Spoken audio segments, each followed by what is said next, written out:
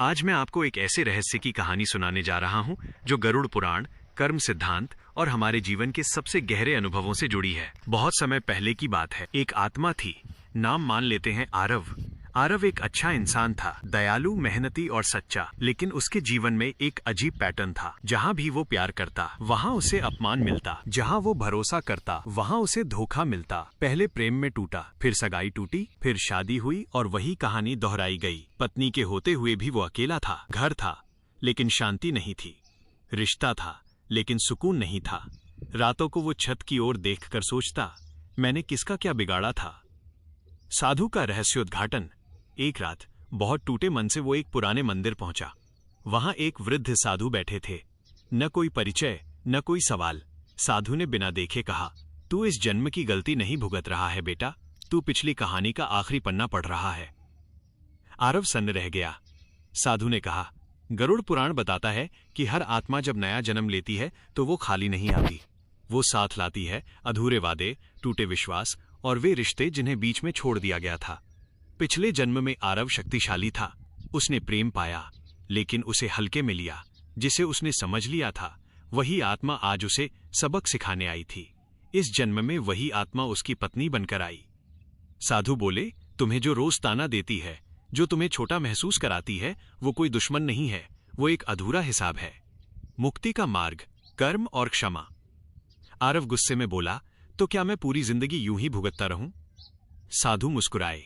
उन्होंने कहा, कर्म सजा नहीं है, कर्म शिक्षा है। अगर यह सजा होती तो समझने का अवसर नहीं मिलता। तुम्हें दो रास्ते दिए गए हैं। एक, पहला, दर्द के बदले दर्द दो और कहानी को अगले जन्म तक खींचो। दो, दूसरा, समझ, क्षमा और साक्षी भाव से यहीं इस अध्याय को बंद कर दो। आरव ने पूछा, लेकिन क्षमा कैसे करूं जिसने मुझे तोड़ दिया? साधु बोले, क्षमा सामने वाले के लिए नहीं होती, क्षमा आत्मा के लिए होती है।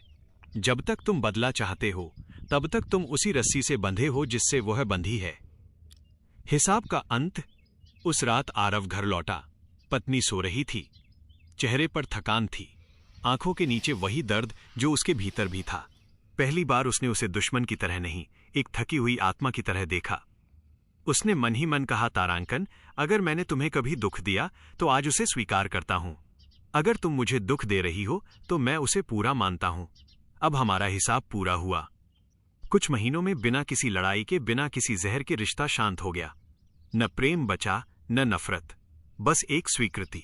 और उसी स्वीकृति में मुक्ति थी। गरुड़ पुराण कहता है, जब दो आत्माओं का लेन देन पूरा हो जाता है तो वे एक दूसरे से अपने आप दूर हो जाती हैं, या तो शरीर से या मन से, लेकिन बोझ छोड़कर। शांति ही पुण्य है। और कहानी यहीं खत्म नहीं होती।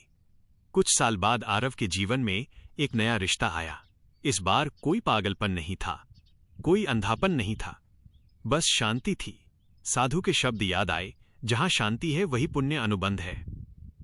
दोस्तों, हर रिश्ता प्रेम के लिए नहीं आता। कुछ रिश्ते हमारे अंदर की गांठें खोलने आते हैं। अगर आप दुख में हैं तो खुद को अभागा मत मानिए। शायद आप अपनी आत्मा का बोझ हल्का कर रहे हैं। और याद रखिए, जिस दिन आप समझ गए कि सामने वाला आपकी परीक्षा है, उस दिन वो आपको दुख देना बंद कर देगा। अगर यह कहानी आपके दिल के किसी कोने से टकराई हो तो समझ लीजिए वो संयोग नहीं था। अगली कहानी में हम बात करेंगे, क्यों कुछ लोग हमें पहली नजर में ही अपने लगते हैं। तब तक के लिए क्षमा में शक्ति रखिए, साक्षी बने रहिए। नारायण नारायण। क्या आप